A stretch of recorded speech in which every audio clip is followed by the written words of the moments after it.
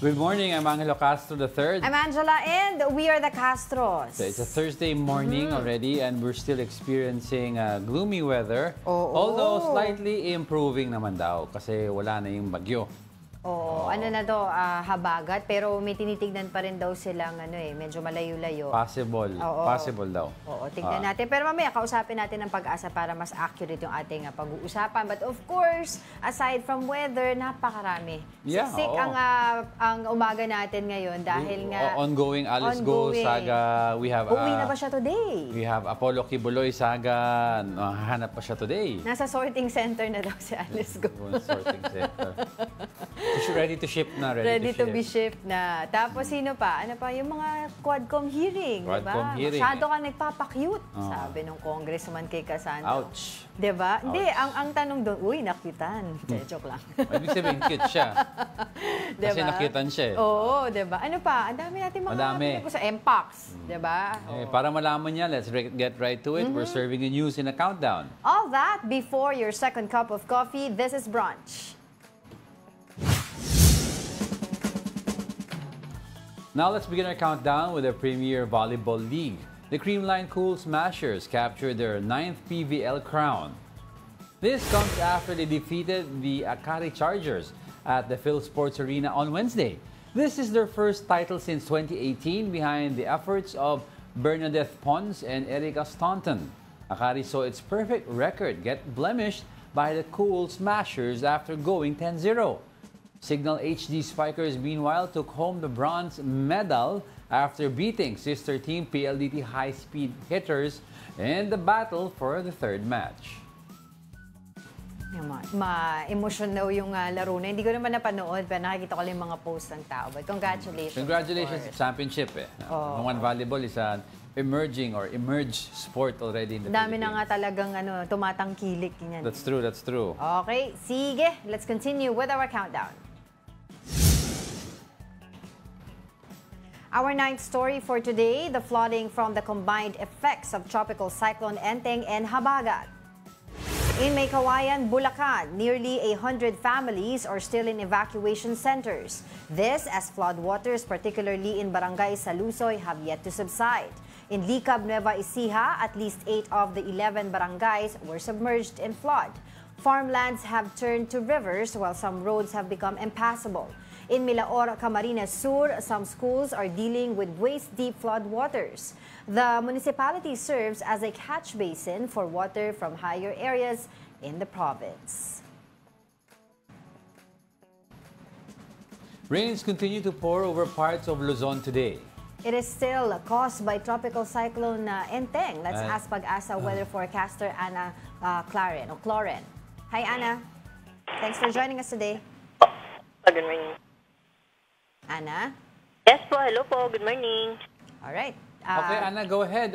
What weather system is currently affecting Luzon, particularly Metro Manila? Kasi although wala na yung bagyo, it's really dark out now, especially now, umaga pa lang. Yes po, at tama ho kayo, no? So, the trough of this tropical cyclone, formerly Enteng, is still affecting the Cordillera region, Ilocos Norte and Ilocos Sur. At dito nga sa atin sa Metro Manila, pati na rin po sa Central Luzon, the rest of Ilocos region, Calabarzon and Mimaropa, we're still experiencing monsoon rain. So, ibig sabihin po nito ay bugso-bugso po yung malakas sa mga pag-ulan. So, all throughout the day, ganito po yung expect natin na kung saan cloudy. Tapos po yung pag-ulan po natin, bugso-bugso kung minsan ay malalakas na buhos po ng mga pag-ulan. So, magpapatuloy po ito ngayong maghapon. At pero sa Visayas and Mindanao area and Bicol region, eastern section of or the Cagayan Valley region, we're expecting an fair weather condition aside from isolated rain showers mostly in the afternoon or in the evening. Yes, Ana, so para klaro lang, no? So itong nararanasan natin ngayon is an indirect effect of Enteng or a totally different weather system? And number two, are we expecting any other weather systems na within the weekend or mag-i-improve na tayo? Yes po. Ngayon po, nakikita natin, habagat pa rin po. Si Enteng pa rin po yung nag-enhance dito sa habagat na nagkakos pa rin po ng pag-ulan sa malaking bahagi po ng Luzon, including Metro Manila. And then, magtutuloy-tuloy po yung ganitong klase ng panahon bukas, hanggang bukas po, no? Pero pahina or mas bawas naman po yung mga pag-ulan na in-expect natin tomorrow. Though may mga scattered light to moderate rains pa rin. Pero over the weekend, doon po natin nakikita na improving weather condition po tayo dito sa Metro Manila at sa ibang bahagi pa ng Luzon. So, is it safe to say na po pwede na maglaba yung ating mga kapatid over the weekend? Yes po, pwede na po over the weekend. Oo. Pero yun nga po, dagdag ko lang para po mas klaro tayo. Meron po ba tayong tinitignan na mga weather disturbances outside of our Philippine area responsibility na maaari pong mag-cause po ulit ng mga pag-ulan in the coming weeks? Yes po, currently we're monitoring a cloud cluster po dito sa may east of northern and central Luzon area.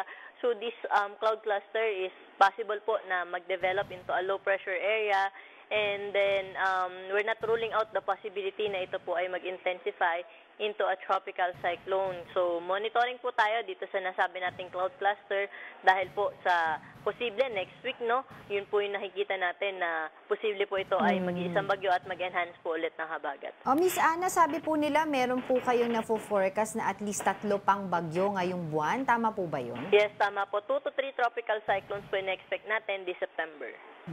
Yes, Ana, no, this is a really long week na sunod-sunod po ang pagbugso ng ulan. Were we able to measure the amount of rainfall na binigay ng Typhoon Enteng na as compared to Typhoon Karina?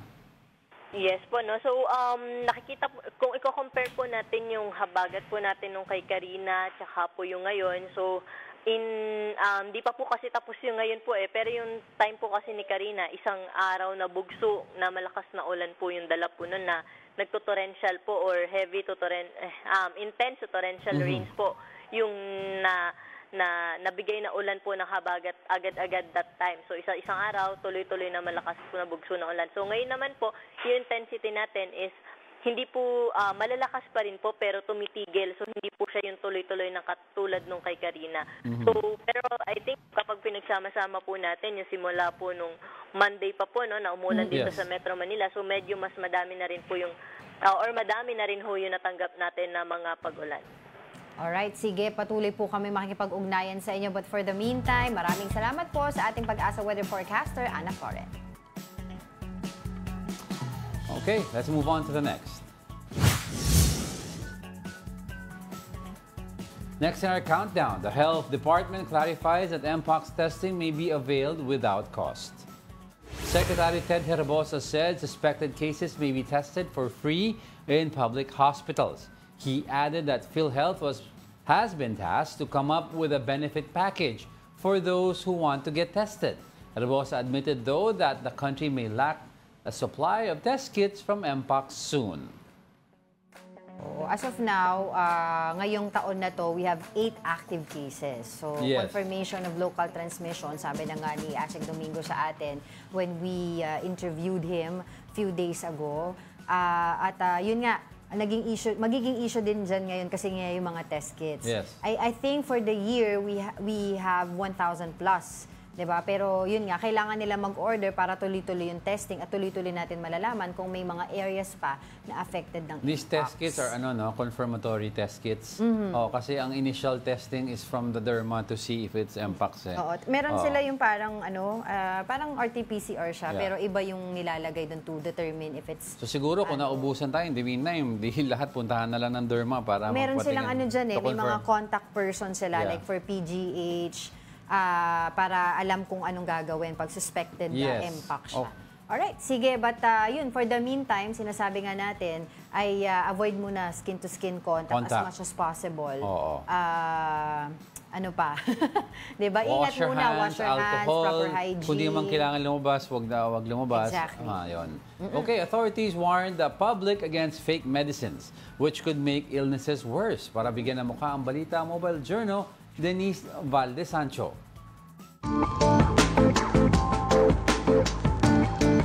Kapag tayo ay may sakit, humahanap agad tayo ng gamot.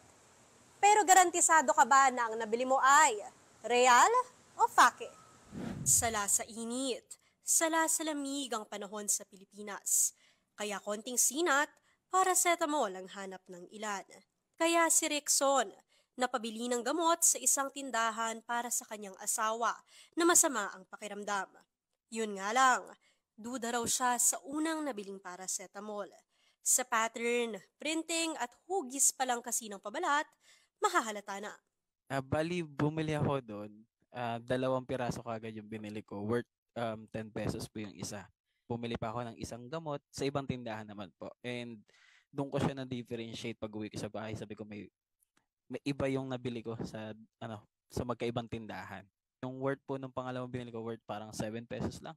Ayon naman sa registered pharmacist at dating quality assurance supervisor na si Carly Jane Maranan, karaniwang nabibiktima ng counterfeit ang mga over-the-counter drugs o mga gamot na hindi kailangan ng reseta. Pero hindi raw ito sa drugstores na ibebenta dahil rekta sila sa distributor. Kaya payo nila sa mga bibili ng gamot, always look out for the red flags. Para maiwasan, syempre, doon ka lang bibili sa mga butika talaga. Yung mga, alam mo na, may LTO, may license to operate ng mga butika. Ang isang pharmaceutical company, naglabas na rin ng mga dapat tingnan para malaman kung alin ang totoo at peking paracetamol. Tulad ng kulay ng mismong gamot at iba pang marking sa pabalat. Babala pa ng isang pharmacist, maaaring magdulot ng masama sa kalusugan kung makainom ng counterfeit drugs. Siyempre, magkakaroon ka ng allergic reaction. Pangalawa, pwedeng masira ang kidney and liver mo. Yun. At tatlo, ito yung pinaka-worst case scenario, pwede mo yung ikamatay, siyempre. Kung may mabili mang pekeng gamot, agad daw itong i-report sa hotline o email ng FDA. Sabi nga, ingat, hindi lang sa sakit, kung hindi maging sa pagbili ng gamot. Mobile Journal, Denise Valdesancho po, hatid ang mukha ng balita. Alright. May sasabi ka ba? Wala. Ako tuloy, kala ko ako magka-coming up eh. Coming up, President Bongbong Marcos admits he and Vice President Sara Duterte have not spoken since June. And what's next for dismissed Bamban Mayor Alice Go after her arrest in Indonesia? Nako, nagpagupit ng buhok. Parang naiba yung itsura ng mukha niya. Baka O wala lang siyang makeup. Baka nag-diet si Mama Mayor. Mama Mayor. Oo. Oo, sige. Mamaya marami pa tayong pag-uusapan. Nakikita ko na po yung mga hula nung ating mga kasama dito sa branch It's between online. Alice Go Kung and sino magiging number 1 natin. It's between Alice Go and Sino Kibuloy. hindi sino. Sila nga, Alice Go nga and Kibuloy. Labanan nila. Sige, we are just getting started mga kapatid. Habang kakain po muna si Diego ng kanyang favorite na peanut butter sandwich. More of our top 10 news and brunch returns. Keep it here on One News.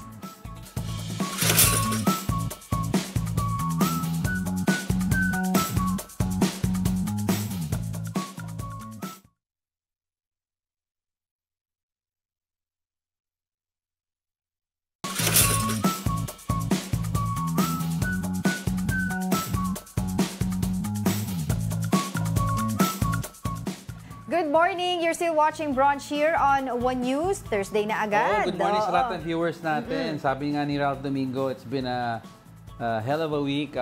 Cheer us up. Iyon, no? Oh, let's cheer them up. Batiin ko lang si Gary Field. Happy birthday daw sa kanyang Gary asawa. Uy! Happy birthday si Alex Fuentes, si Gary ko, Oscar, and Daisy Cancio. And of course, meron tayong Trollbuster dito. Ang pangalan niya, Trollbuster. Trollbuster. May nagbabantay sa atin. Oo. Alam ko yung Gerald din nanonood din yan sa atin. Sige, let's cheer up Ralph Domingo a little. May something special kasi happened last night around midnight. 12:49 Pakita natin yung video ng 12:49 p.m. Midnight. Okay, kasi a part of an asteroid, if you can see the screen, ayun. Enter the atmosphere of the bandang Luzon po sa atin yan.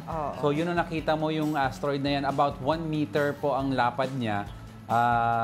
So it hit the atmosphere. The moment it hit, nakikita mo nag-flash yung light. Yes. And now from that 1 meter big na bato, nagiging it breaks down into particles. Ngayon, ang mangyayari dito, the next few days, you'll see a lot of these collectors and treasure hunters start to go Oo. to the area Para makakuha ng ng specimen. debris. No, kasi alam mo, if you watch yung Pawn Oh, Stars, yes, yung yes. TV show and I other, know. there are some people who buy that asteroid rock Yes. na premium. Kasi asteroid rock is a fossilized rock. It's a Yes. very old, it's a dead comet, actually. So may value yan kasi matanda na yan. Ang problema niyan kasi, mula 1 meter, basag yan into small particles. So, Pero sinabi naman nga ng European Space Agency, harmless naman itong Oo. mga asteroid. Hindi po ito yung katulad ng mga napapanood natin sa mga pelikula or yung nangyari sa Earth before 65 million years ago, yung catastrophic na asteroid that hit the Earth, na even yung mga dinosaurs, yun nga yung nag-cause ng extinct but for context nila. kasi, we were lucky that this is a 1 meter Yes. big rock. If this were 10 times bigger daw or a 100 meter wide na rock, iba daw baka pwede ang ibang usapan. Exactly. But this detection, sabi nga nila, is actually a great news dahil ito yung ika-siyam or 9th time na ang tayo, yung capability ng humankind, yung kanilang planetary capability, ay nakapag-detect na pumasok itong asteroid na to before it hits the Earth. So, ibig sabihin nga daw talaga na medyo nagkakaroon ng detect development. Before mag-hit sa Earth, na-detect nila. Bago pumasok ng detect? Yes. This is the okay. 9th time na nagawa yun nung mga tao, di ba? Kasi before, hindi naman yun kaya. Very So, modern ngayon, na kasi yung European yes. Space Agency tsaka yung NASA. Oo. Alright. So, yun ang yung iba kasi na pagpuyata, nagkaroon sila ng opportunity to witness it very rare themselves. Kaya may mga videos na kumalat sa online. Very rare in your area. Yes. So I'm sure na nag-viewing party sila. Ayan, I hope that cheers you up, Ralph. Now let's go on to some more of the news that may bring you down. Joke.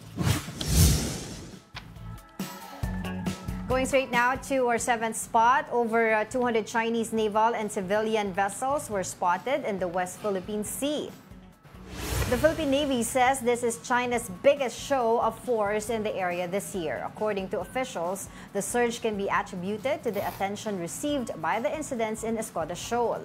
China vessels recently rammed the BRP Teresa Magbanwa of the Philippine Coast Guard in the area. Ito yung pinag-uusapan din natin yesterday, a swarm diba? of Chinese vessels. 203 from 163 last month. An increase of 40 in 1 month's time. And they're swarming most of the fleet that we have already there. Kasi we don't have as much as they have Kasi 200 Yes. sa atin at any given time, we have 5 to 15 na nagro-rotate dyan, di ba? Tapos binabangga pa. Binabangga pa tayo. And yung Teresa Magbanwa is one of our biggest Yes. boats. Tapos sinira pa nila. Oo. Kasi di ba, there were videos na pinakita nila na man-sized hole daw sa hull ng barko na pinupukpok ng ating Coast Guard personnel. So while they are determined to, increase their presence there, yung sa Chinese Coast Guard, ganun din naman ang Pilipinas. As much as possible, sabi nga nila, hindi nila tatanggalin yung mga natin dyan, yung presence as well. Yes. To make sure na alam nila, nandiyan pa rin tayo. Now, yung pinag-uusapan natin yesterday, yung sinasabi nila na may mga US support, we have yet to see, diba? We have yet to witness Wala pa naman. kung ito bang sinasabi ng US ay lip service lamang na support or talagang magbibigay sila ng support? That remains to be seen. All right, let's move on to the next.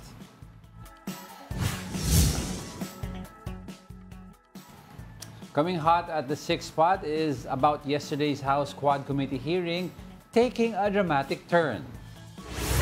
During the 4th joint hearing of the special panel, Lucky South 99's Cassandra Ong fell ill and had to be escorted out due to abnormal blood pressure and sugar levels. Prior to this, lawmakers were frustrated with her evasive answers regarding her involvement in POGO operations. She admitted only to paying for Lucky South's license after initially denying any direct involvement. Ong also avoided questions about her investments in Whirlwind and her educational background. Napaka-inconsistent po. Hindi po. Bakit hindi? Nagbayad lang po ako at nag-present para sa Lucky South 99. Ayun ang problema. Pero po, okay lang po magsalita po. Mr. Chair, I'm sorry. We cannot allow this kind of attitude from Ms. Ong. Allow the members to finish their question, okay? Masyado kang pa-cute eh. Hindi po. Pasensya na rin po. Masyado kang pa-cute. Ibig sabihin, cute ka. Nakyutan siya. Pero hinay-hinay lang, di ba? Kasi there might be a bigger or deeper story to this. But kasi for context, she paid $200,000 para sa Pogo license niya. Di ba? Siya yung sinamahan, ni former spokesperson Harry Roque. And $200,000 is about, what? $100,000 is 5 million pesos. $200,000 po is about 10 million pesos. So to have 10 million pesos cash, yun ang claim niya cash on hand. Malaki-laking amount yan. Oo. Pero yun nga, kasi during the hearing also, tinatanong din siya kung tungkol dun sa kanyang background. Siyempre, gusto nilang malaman kung paano ba siya naging, na-involve dito sa mga Pogo na to. Tinatanong siya saan siya nag-aral, di ba? Saan siya nag-high school? Parang siya hindi niya, ayaw niyang sabihin. Pero so alam parang mo, uminit yung ulo ng mga tao. Kasi sabi niya hindi daw siya nag-high school. If you're, tsaka kick-out school daw siya. Oo, lagi daw siya kick-out. Alam mo, if this is in aid of legislation, irrelevant yung kung saan siya nag-aral. Kasi dapat ang pag-uusapan nila dapat kung ano yung issues. Now, if they're trying to establish truthfulness sa isang resource person, they could do the establishing dapat before sumalang in a public hearing.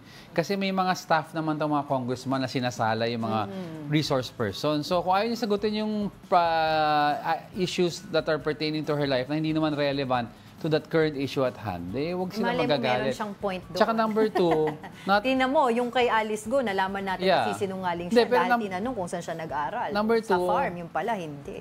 Tutorial. No. Anyway, so number 2. Number 2, wala ako.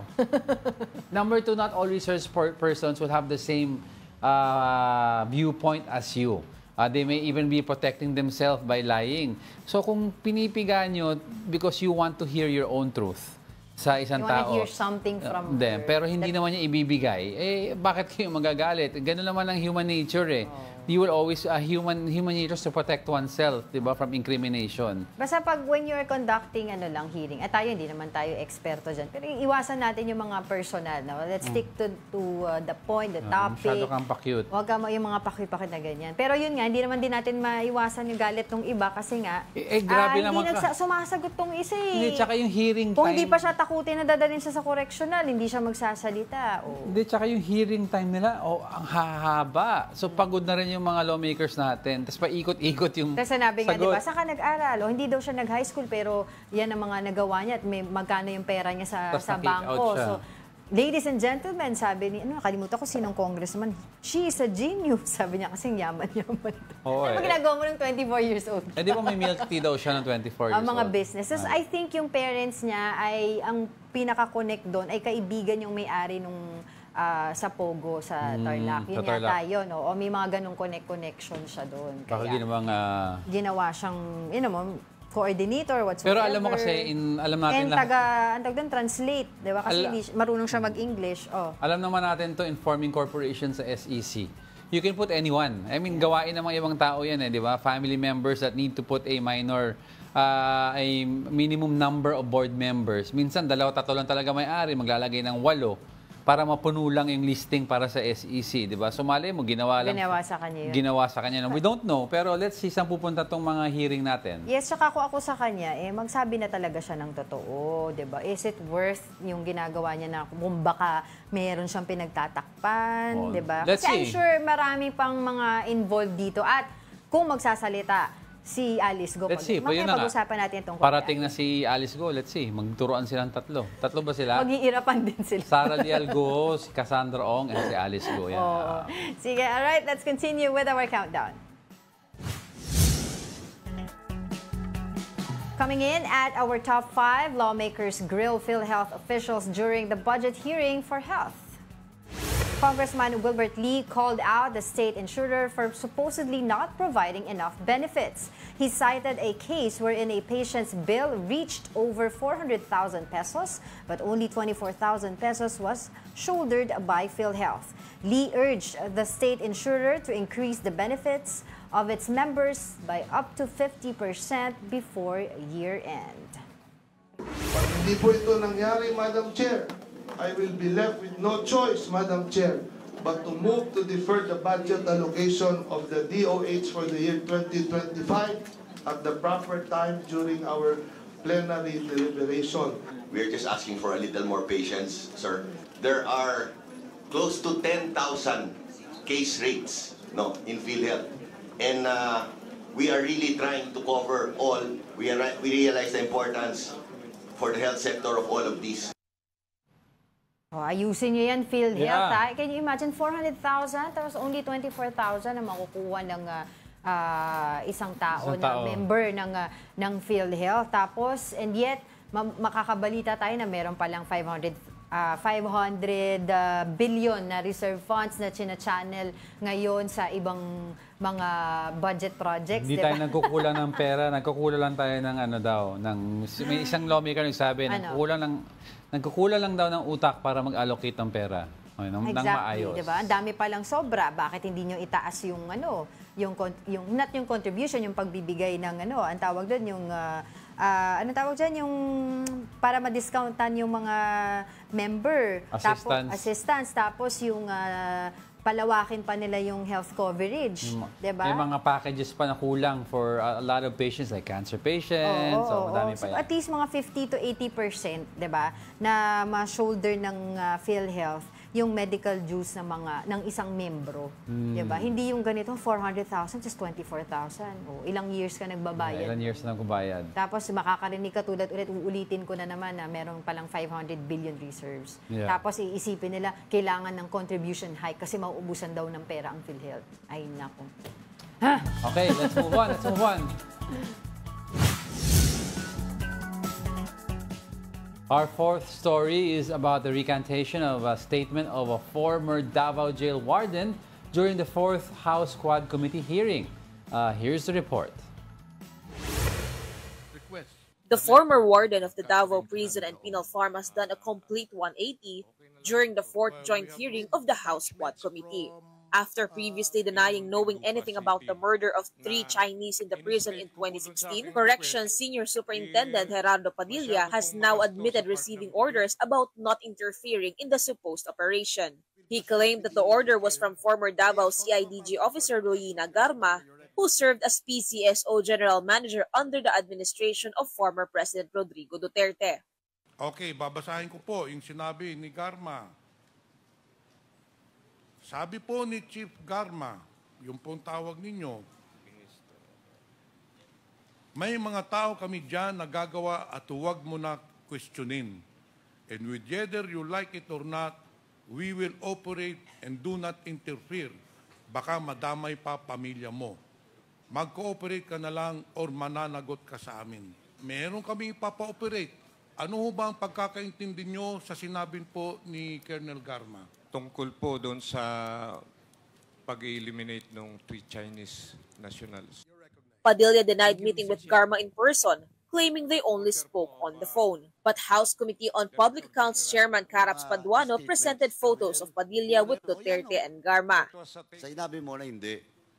Kaya, you must tell all.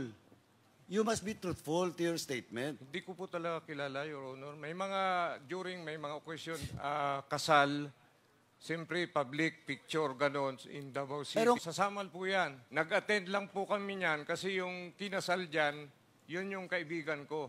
Pero personally, hindi. Picture taking lang po yan as a public figure. In the previous hearing, former PDL Leopoldo Tan claimed that Padilla spoke with someone who sounded like the former president. He also confessed to be one of the killers of the 3 Chinese prisoners. Kayo ba ay nagkaroon ng intense pressure sa kanyang sinabi o sa isip ninyo meron pang tao behind what Chief Garma said at mas mataas po ito? That's true. Yung pong behind the big person sa sinabi po ni Chief Garma ay inyong ini-implicate ang ating Pangulo, ang ating former President. Ganun po ba?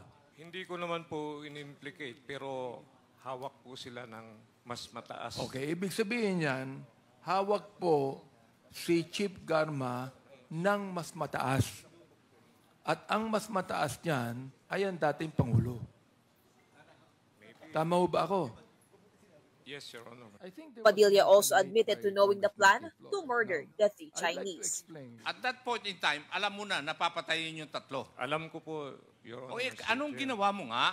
Kasi nakakulong po yun, hindi ko talaga akalain na mailalabas po doon sa pinagkulungan nila. But lawmakers found this hard to believe. In the end, Padilla requested an executive session to disclose more sensitive information, citing fears for his and his family's security. Mobile journalist Mary Monreyes, we are One News. Ano kasi yan yung 3 Chinese drug lords were, nung initially kasi, yung warden was na denying na may alam siya, di ba? So, nag-iba yung testimony yesterday and they were reading, isang congressman was reading a letter from, or a message from Garma telling the warden na, okay, whether you like it or not, liligpitin namin tong 3 o eliminate namin 3. Baka madamay pa pamilya mo. So better just look away habang gawin namin ito. Ito yung issue, if you remember, yung nagsasabi na yung kala natin may hearsay na naririnig daw si Pangulong Duterte na good job, job well done. This is tied to that issue. Sa Davao Penal Colony yan. So, importante. Kasi di ba, yan yung mga sworn affidavit nila. Yes, importante mag-corroborate din yan with different proof, di ba? Yeah. Kasi hirap din naman kung hearsay. Well, what's interesting to find out is what made the warden change his mind. Nag-iba yung kanya. Kumbaga, naiba yung tono niya. Naiba yung tono niya. Okay. Don't go away because we're not done yet. May 3 pa tayo. Please stay with us.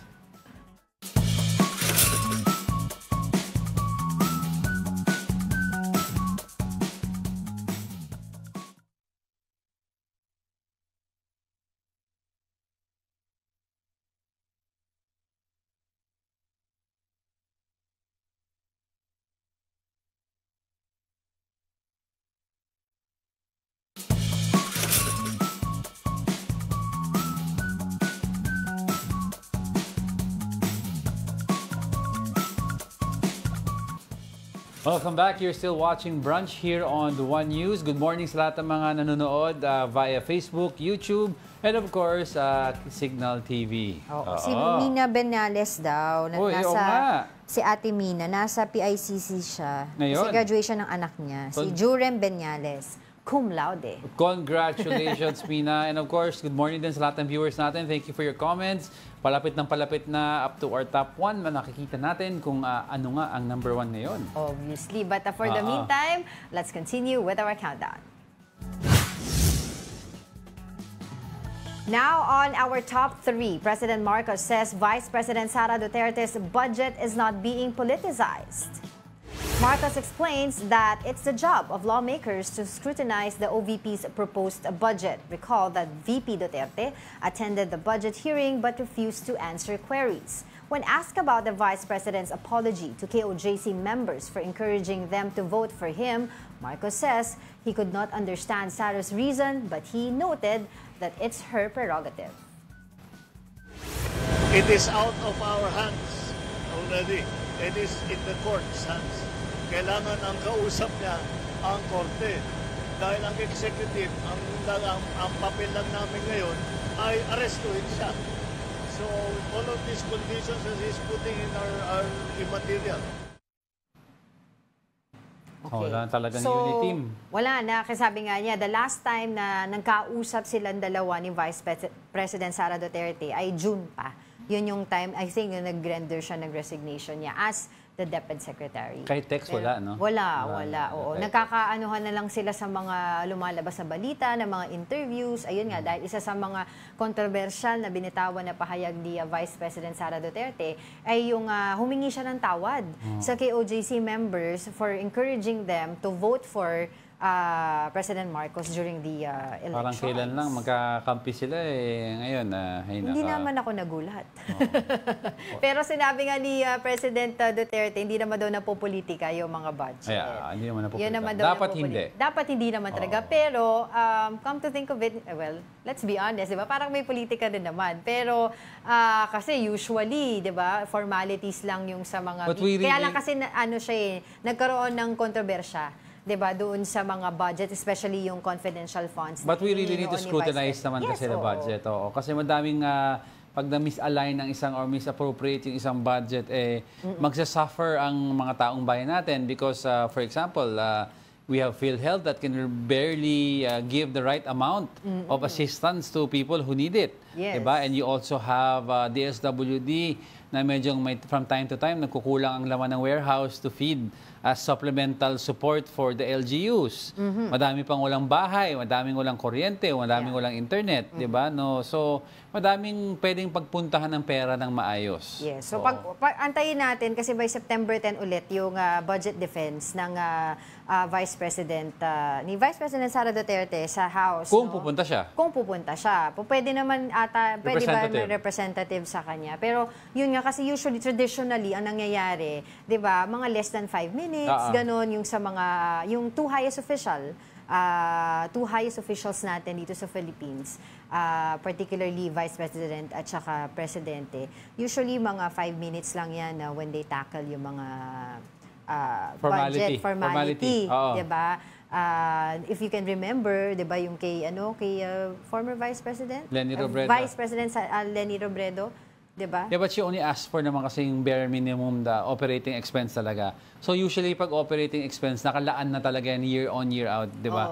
Ang kaya lang minsan humahaba ang hearing for certain agencies is because may madaming add-ons from the basic yung OPEX na tinatawag nila. May mga additional programs. So syempre, ano ba ang mandate ng Office of the Vice President? Wala naman direct mandate yan eh. Spare tire nga tawag sa kanila, di ba? So dapat lang talaga meron siyang budget doon sa mga papasweldohin niya under her team, di ba? Sa office niya. Pero aside from that, sabi nga ni Senator Coco Pimentel, di ba? Sabi niya, mag-practice ka na lang instead na kung ano-ano yung mga... attend seminars, conferences. Ano ba yung mga dapat gagawin kapag wala ang presidente, yung mga ganun. Kesa daw kung ano-ano yung mga nangyayari. Oo, pero sige, mahaba-habang usapan yan tulad nga na nabanggit ko. September 10, yung susunod na hearing para sa budget ni Vice President Sara Duterte. Alright, let's continue with our countdown. Ranking second in our countdown is President Marcos' answer to Pastor Apollo Kibuloy's surrender condition. Marcos dismissed Kibuloy's condition as immaterial. He noted that the executive branch's role is solely to arrest him. Earlier, the preacher had demanded a written declaration that he would not be turned over to the U.S. for alleged extraordinary rendition if he surfaces. Authorities have yet to serve the arrest warrant against Kibuloy, who remains at large. It is out of our hands already. It is in the court's hands. Kailangan ang kausap niya ang korte. Dahil ang executive, ang papel lang namin ngayon ay arrestuhin siya. So, all of these conditions that he's putting in are immaterial.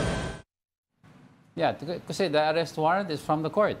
And then, if ever, let's say, an extraordinary petition for extraordinary rendition comes or yung extradition, parehong sasala sa korte yan. Although, mas madali ang request for extraordinary rendition sa korte because the president can simply say it's a matter of national security. Nako, kaya nga 'di ba sinabi nga niya nung nahuli si Go let this be a warning, 'di ba, doon sa mga nag-i-evade ng justice. Lumiliit ang mundo. But speaking of Go, eto na. Our top story is a follow-up on Alice Go's arrest. Reports say Indonesian authorities are willing to hand over the dismissed mayor, but under one condition. But the Justice Department says no formal requests from Indonesia on prisoner swap. Here's the report. Alice Go was arrested in this hotel in Tangerang City in Banten Province, Indonesia on Wednesday. That's near Jakarta, where she was last monitored by authorities. The dismissed mayor remains under the custody of Indonesian police. The National Bureau of Investigation says Go may be transferred to the Philippines this week. But the Justice Department admits that the process is complicated. May mga komplikasyon na nandyan na pinag-aaralan namin ngayon. There are other issues between Indonesia and the Philippines that have to be resolved when it comes to this. Reports stated that Indonesia is asking for a prisoner swap. They wanted to exchange Go for a high-profile drug suspect Gregorio Haas. The Australian national was arrested by Philippine authorities in May. The Interpol had issued a red notice for Has for drug smuggling in Indonesia. But Justice Undersecretary Nicolas T. said the DOJ has yet to receive a formal request on the matter. So certainly this possible obstacle it's something that's there in the media, something obviously that we are looking at. But so far, at least from current indications, it's still not official. Once Go is back in the country, she will be sent to the Senate, which issued her arrest warrant. We have two options, whether yung ating police attaché na yung mag-escort papunta po dito sa Pilipinas, or it would be the SILG and the Chief PNP that will be traveling to Indonesia to fetch po si Alice Go po. Pero wala pa pong final ngayon. Go could face more cases aside from human trafficking in connection with illegal pogo operation. For News 5, Ria Fernandez, We Are One News. Let's get some updates on Alice Go's case. We are joined via Zoom by Justice Undersecretary Nicolas T. Good morning, Yusek. Thanks for joining us today. Good morning, Diego. Good morning, Angela.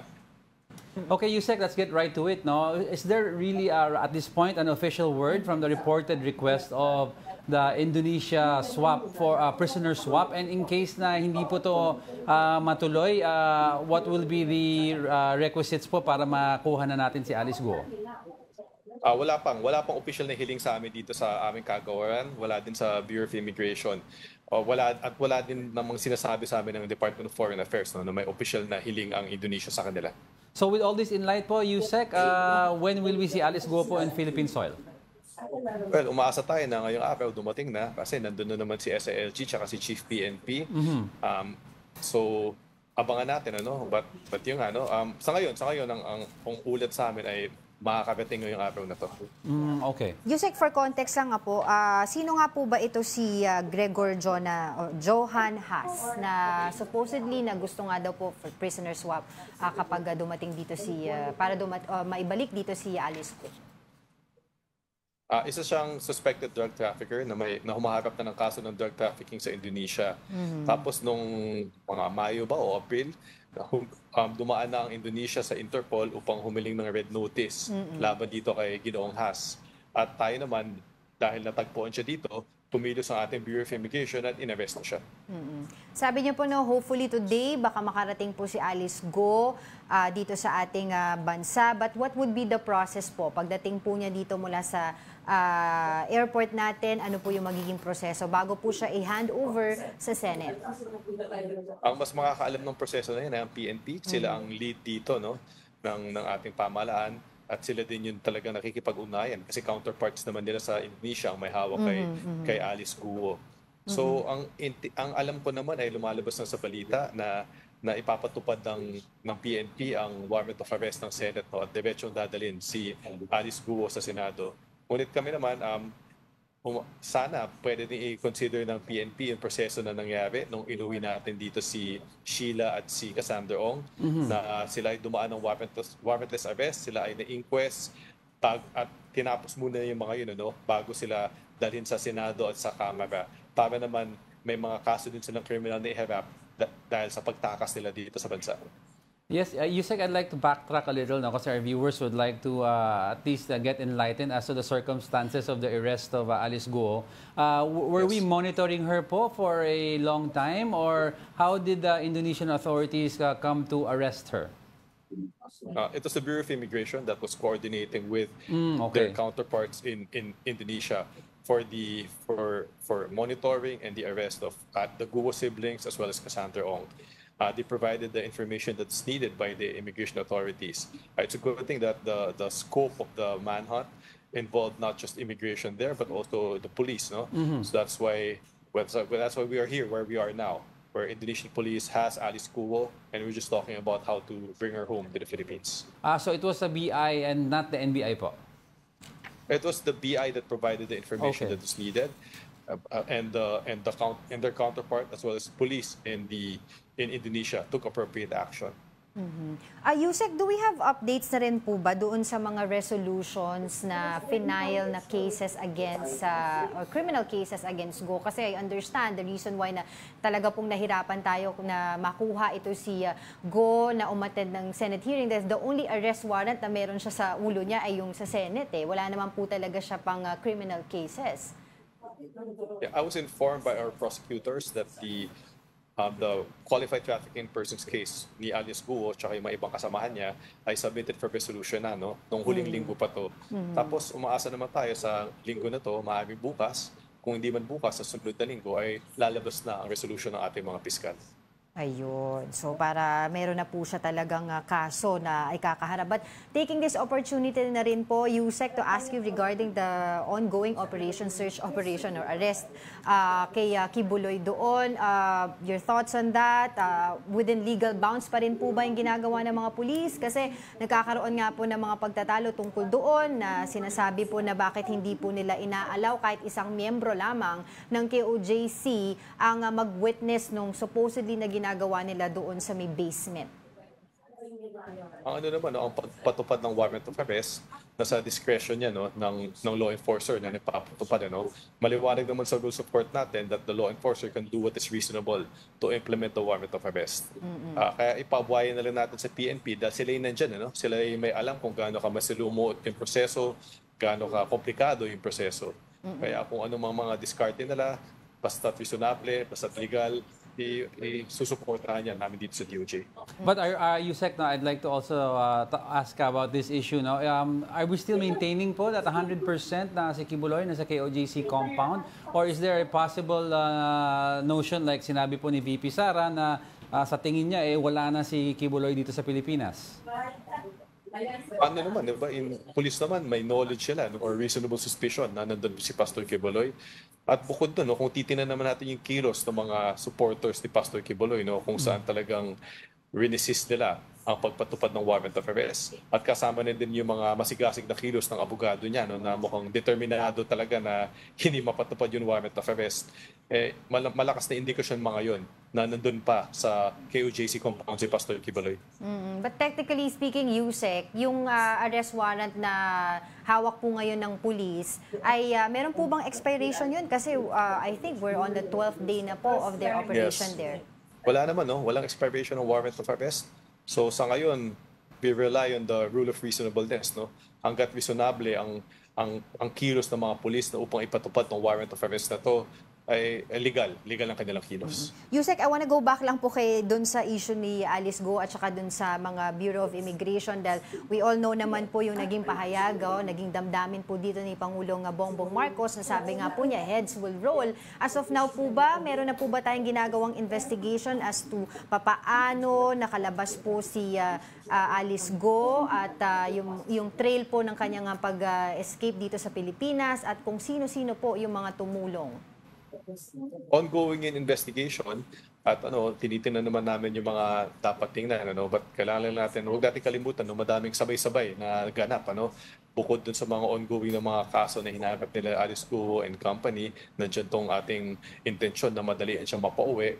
Kaya sa ngayon, hintay-hintay muna tayo kung anong mga magiging resulta ng aming pag-imbestiga sa paglabas ni Alice Go ng Pilipinas. And to confirm lang po ulit before we let you go, Yusek, today po talaga dadating si Alice Go, ang hindi lang po natin alam yung eksaktong oras. Well, di ko masasabi na talaga, pero ang huling ulat sa amin na maaaring dumating ngayong araw na to. Alright, on that note, maraming salamat po sa inyong oras. That was Justice Undersecretary Nicholas T.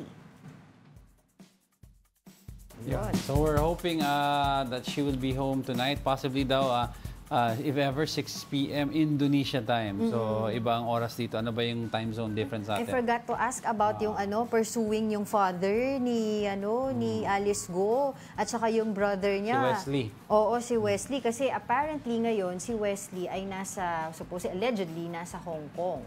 'Di ba? How are they going to, get him?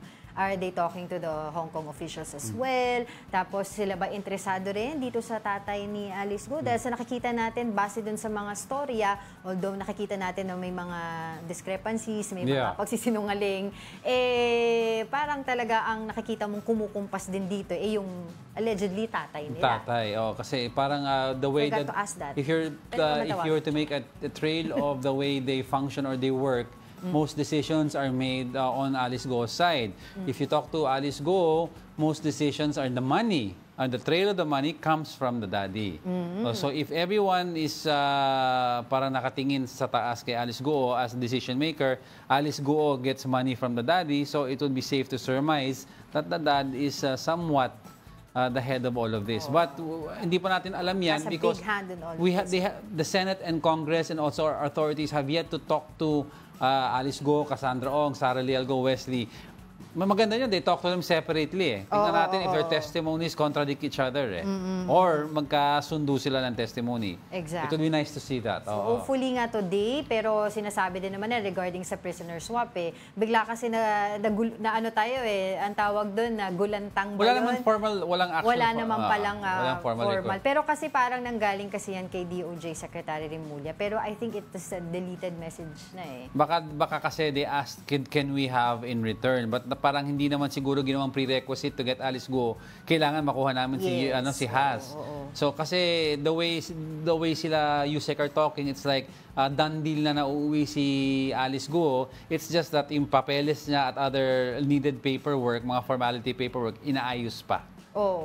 So yun ang mangyayari. So pagdating niya dito, ay yung mga procedures na gagawin na ginawa din hopefully kila Sheila. Yan ang gusto ni USEC. Yun ang dapat magawa before siya ma-hand over dito sa Senate para makapag-testify. And I think Congress is also going to write to Senate to ask them kung pwede nilang mahiram din si Alice para makapagsalita sa ongoing Quadcom hearing nila. So tsaka diba, I think the BI, when they take Alice Go, they're entertaining the option of canceling her passport para hindi na maka-travel. But let's see kung ano yung mangyayari. If she arrives today, madami mangyayari sa gabi and tomorrow, sunod-sunod na po ang balita about tignan natin. Alice Go. Tignan natin. At saka, syempre, diba, sabi nga nila, baka pwede daw humingi tayo ng tulong sa Indonesian police para makuha so, paano yan?